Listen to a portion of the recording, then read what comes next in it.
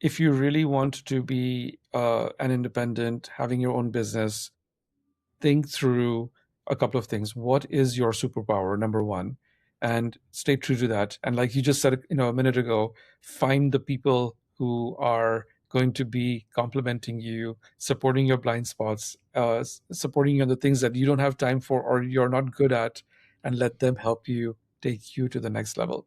This is Breaking Through the Noise, practical strategies from emerging thought leaders who've actually broken through the noise on their terms.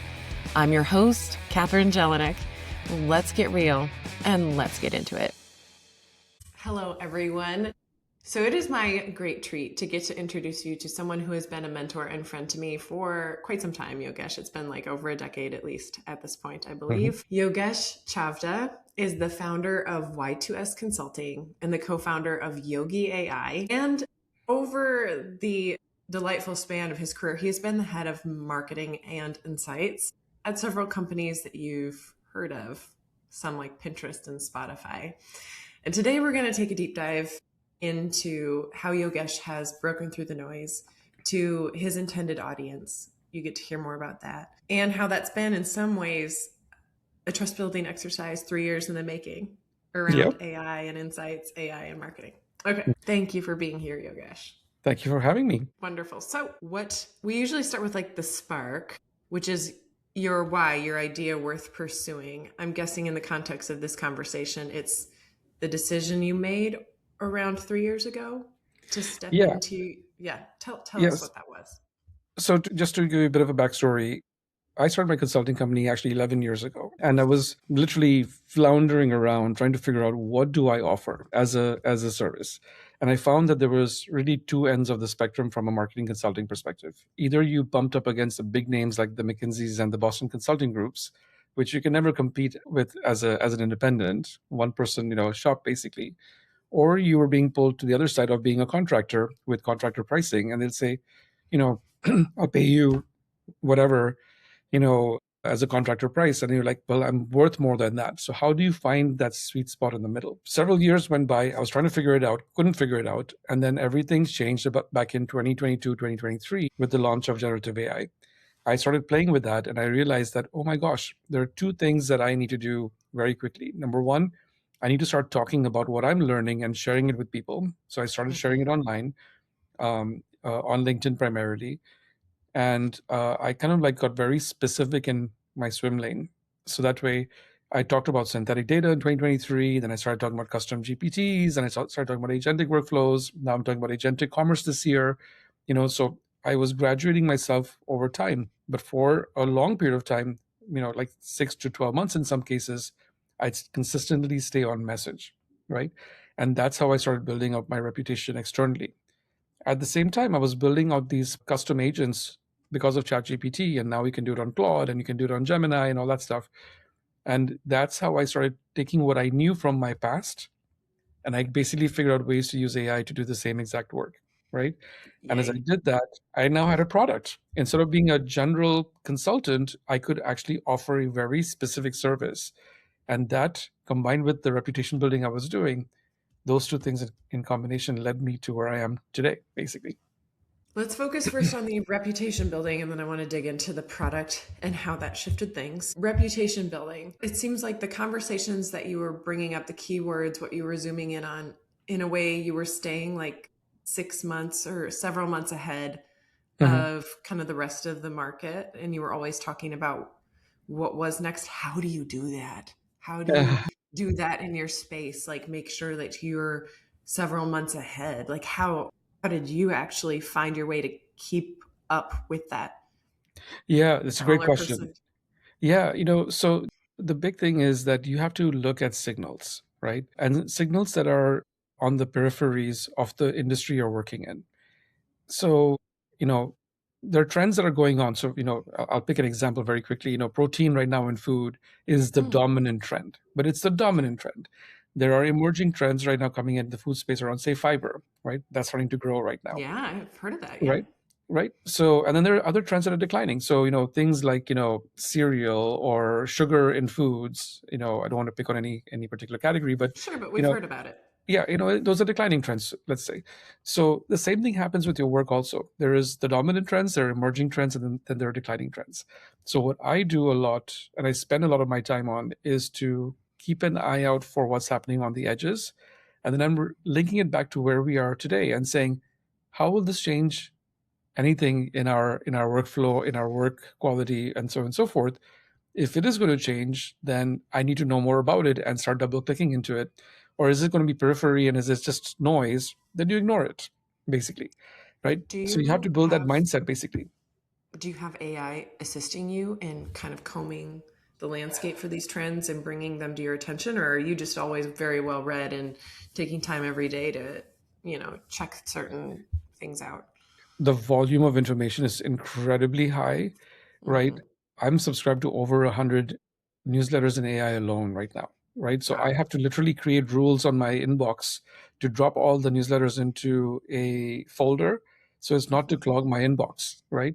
So do I read them every single day? There's no way. There's absolutely no way, right? But on a weekly basis, I'm scanning. I'm looking through some of them and saying, okay, is there something that I didn't pick up? That's one. The other thing is, oddly enough, TikTok is amazing for me right now. You'd be amazed how many people are proactively sharing incredible content around the AI in marketing or AI in general on TikTok. And I've learned so much from other people as a consequence of that. So just, people think of TikTok as an entertainment or Instagram as entertainment, but you can actually almost like, skew the algorithm to the things that interest you.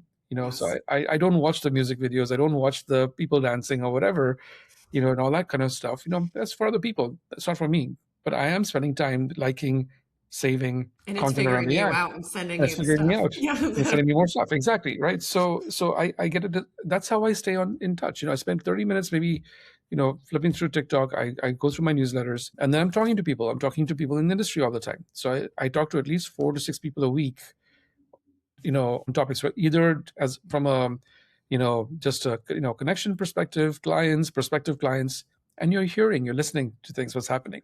I go to conferences. That's where I also pick up where everybody is. So I know where I stand relative to everybody else because I've got my fingers out, touching all these different places and kind of like keeping my eyes and ears open. It's not for everybody. Not everyone can do it. Let's be honest with each other. But whatever you can do, that's going to be your aperture for how you're staying in touch, basically. Great point. But if one wants to be able to speak to what's coming several months in advance, then this is the kind of activity to be keeping up on. It's probably going to be pretty natural to them, or else they wouldn't be doing it. It's natural to you, it sounds like. It's natural to me. Exactly. Yes. Exactly. It's not So, meant for everybody. So, something we were just touching on before we hit record is trust building, which you yes. did. You created authority and credibility, which is Mhm. essentially translating now into trust Yeah. and in your space. And I find it so, in a way, so exciting and delicious to kind of contrast human trust, this potentially slower moving element, with the AI space and information. And the Mhm. fact that we have both in this world, and this one is still the same way it was, Mhm. requiring time and attention and presence. So, what did you actually do to establish trust, which is more than just staying a few months ahead of the trends and posting about them? Like, Mhm. how else did you over time create that authority and credibility that turned into trust? Yeah. So there are literally two, maybe three parts to that, in my opinion. One is, are you giving versus taking, right? I'm giving Mm-hmm. information to people through my content, right? Yeah. Probably more than other people would do. I don't think it's more, but some people might think it's more. Um, that's like an extension of me saying, "Hey, I have something to share. I hope it helps you," kind of thing. Yes. Start. That's like the door opener, if you want to call it that. But after that comes really the relationship part of it, right? So when you're talking to people, like, you and I, for example, we've known each other for over a decade. And there's a reason for that, because we've established very early on that, you can share things freely, I can share things freely, and you'll be heard, and I know I'll be heard. And we don't have to agree on everything, but at the end of the day, at least we both know we will be heard.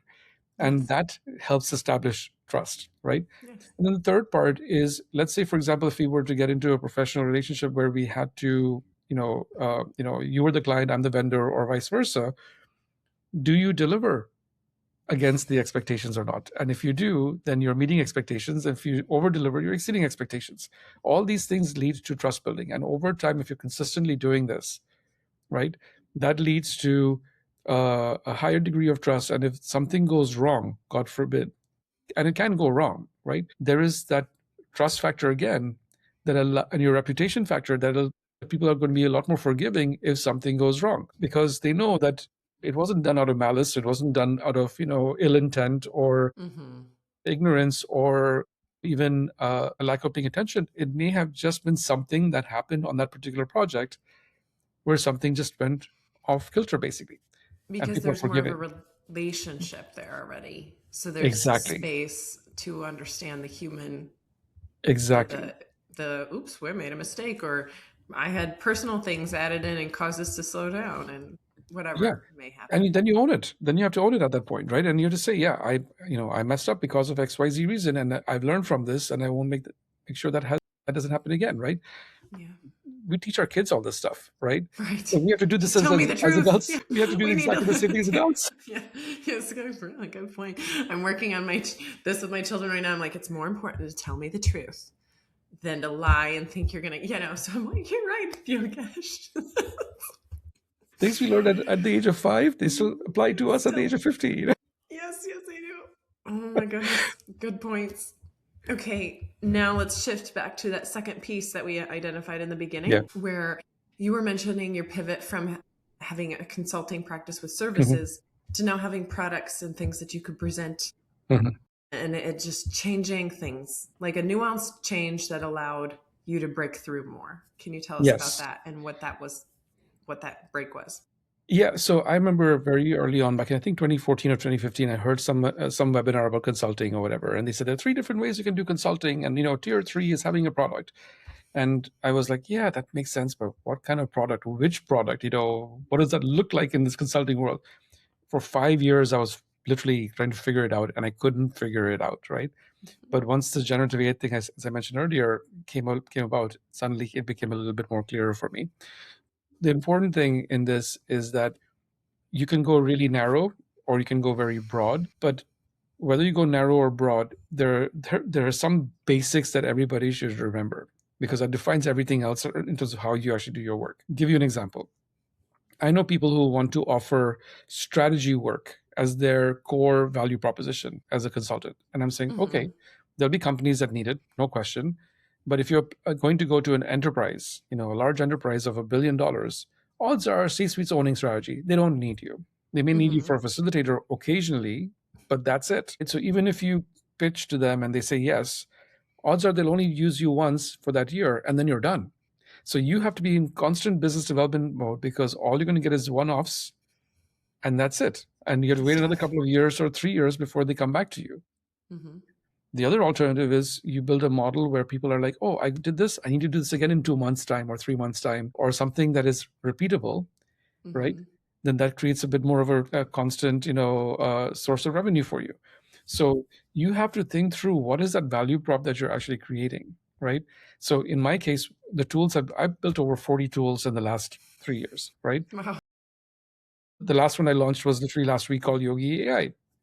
That's a repeatable tool. A brand could go in and say, okay, I got to do, campaign work. Campaigns happen every 6 months or a year or two, right? So they're constantly testing ideas to make sure that the campaigns stay fresh.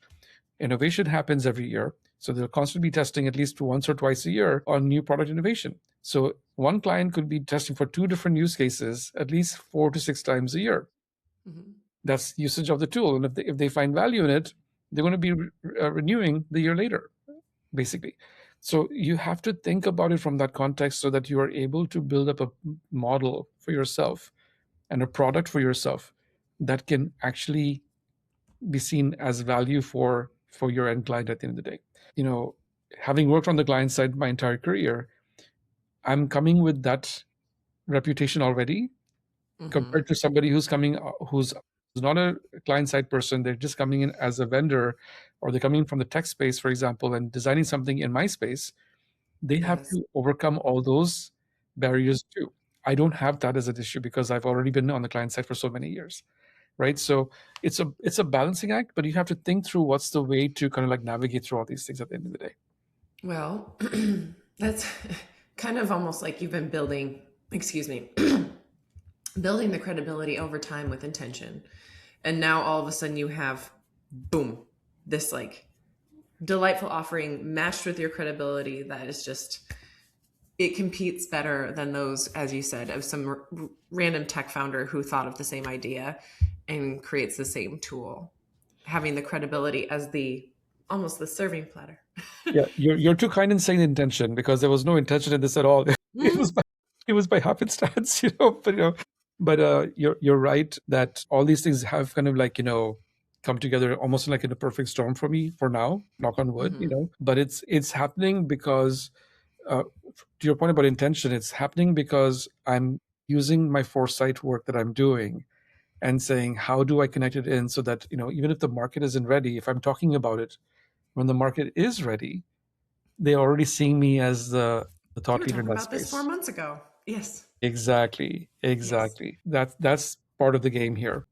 So, watching you from my lovely vantage point of being your friend and hanging in friend in business realms, I see you breaking through like LinkedIn, becoming more of an influencer voice, getting recognized, and you've won some awards over the past few years Mhm. for your content and sharing and becoming like a top voice. What were those awards without me just watching it? Y- Yeah, so there was somebody in I think out of Michigan. They have this marketing consulting awards or whatever. So I got recognized for being in the top 10. In Chicago, for example.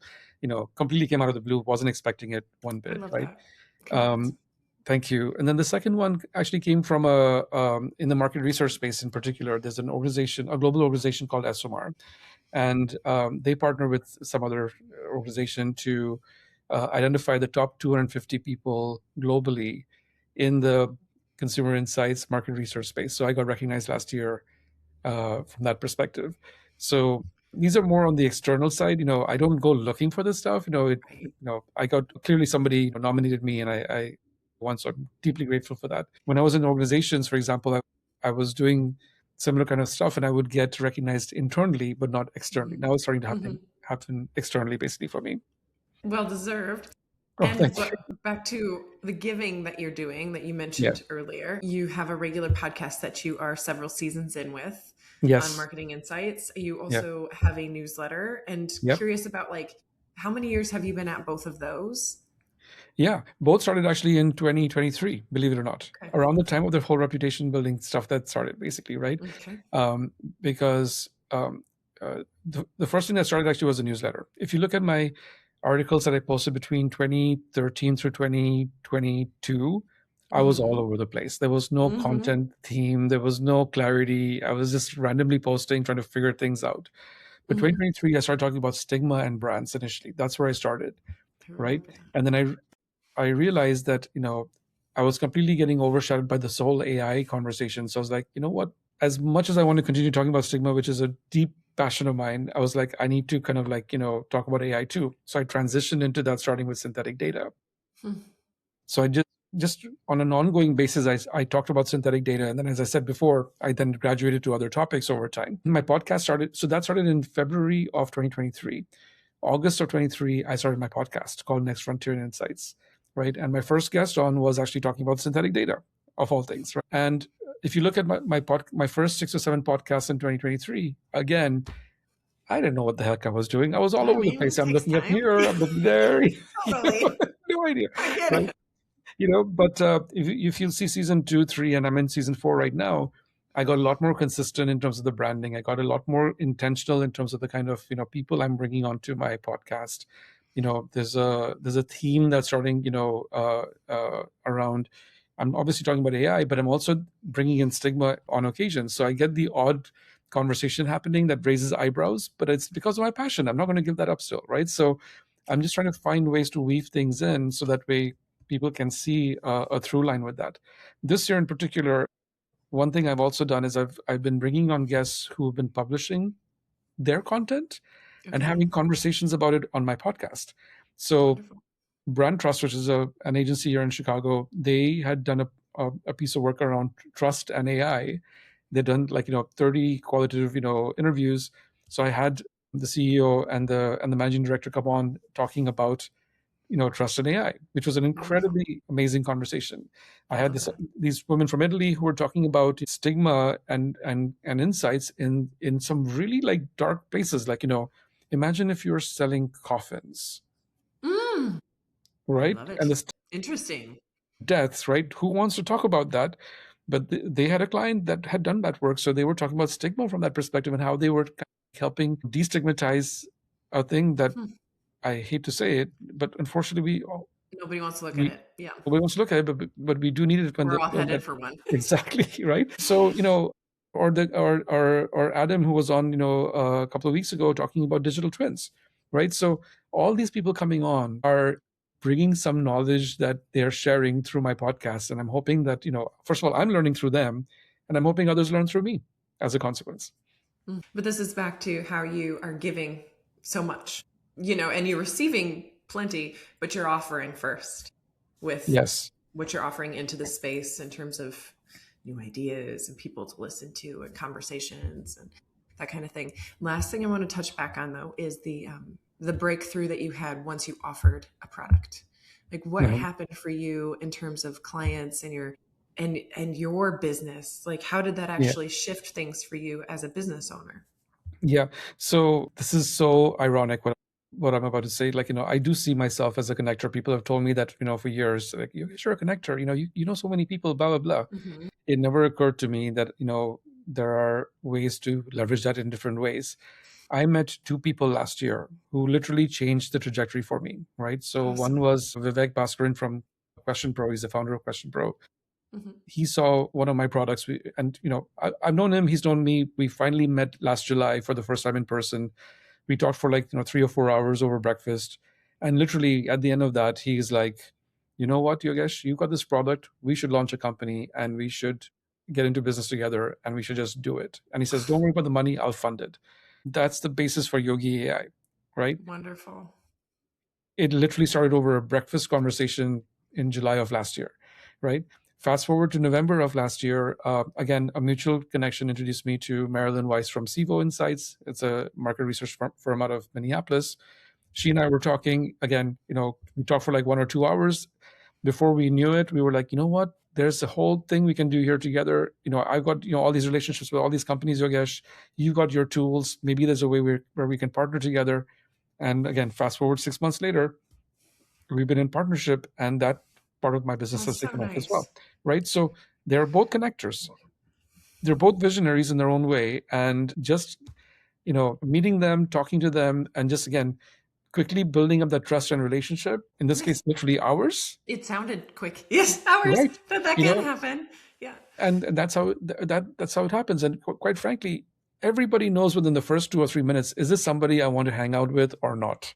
Yes. We You all usually have that built in ourselves. So if you're able to show your authentic self and you're showing that you are coming from a good place, right, then people will naturally want to help mm-hmm. because you're helping and they'll also want to help. And I'm a firm believer in this thing.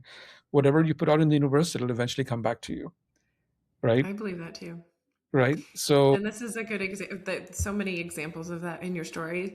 You know what I love about these partners that you've got is they're yeah. allowing you to kind of stay more in your zone of genius, and they're pulling in the parts for you that maybe were elements. Distraction isn't the right word, but they were parts that you had to make sure to pull in and Mhm. add on rather than just getting to continue to build your tools and stay focused on the trends and kind of dig into the spaces that are so much more of the natural zone of genius. So it's 100%, so nice to have 100% that. agree with that. Yeah, and both of them have kept me honest in that space as well. And do you have to give up a few things? Of course you do, but that's okay, because if you think about the bigger picture, as you scale things up, everything else will fall into place as a consequence of it. Marilyn's brilliant at, having her relationships and having her contacts and having, process been built up through her organization. She's helped me tremendously figure that out. Vivek has helped me think through from a tech perspective, like this is the things that you have to think about. This is how you have to hustle to get people to sign up, right? I'm not a sales guy, but he certainly is, in his own way. And, I've learned so much from the two of them as a consequence in the last 12 months. So it doesn't matter how old you are. It's a life of learning constantly from, either through newsletters and TikTok videos or through people, ideally both. So And that keeps you sharp. Okay, so if we had to conclude with any parting wisdom, parting nugget for our audience, what would you Mhm. give them? Yeah, I'm not going to give you the cliches, right? What I'm going to say is that if you really want to be an independent, having your own business, think through a couple of things. What is your superpower, number one?